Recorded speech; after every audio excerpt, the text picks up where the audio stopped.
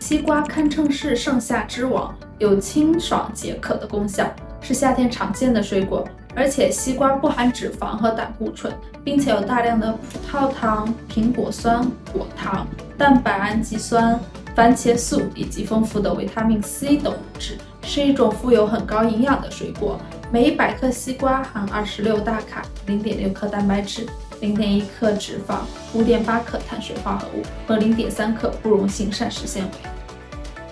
西瓜有降血压、补充营养、美容、调节疲劳情绪、预防癌症。西瓜有利尿的作用，再加上水分大，所以吃西瓜后的排尿量会增加，而且还能使盐分排出体外，不但可以减轻浮肿，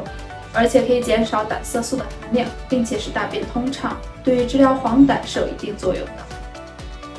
对于糖尿病和肾功能不全的病人，要谨慎地使用西瓜。因为西瓜含糖量5%，并且主要是葡萄糖、蔗糖和部分果糖，也就是说，吃西瓜后会导致血糖升高。糖尿病人在短时间内吃太多西瓜，不但血糖会升高，而且病情较重的还因为有可能导致新陈代谢的混乱，而酸中毒，甚至于危及于生命。肾功能不全的患者，对于排出体内水分的功能大大降低，所以常会出现下肢或全身水肿这类的症状。这类病人若吃太多西瓜，会因为摄入过多的水分，又不能及时将多余的水排出，致使水分在体内储存过量，而且血容量会增多，因此不但使水肿加重，而且易诱发急性心力衰竭。所以肾功能不全的患者最好少吃或者不吃西瓜为好。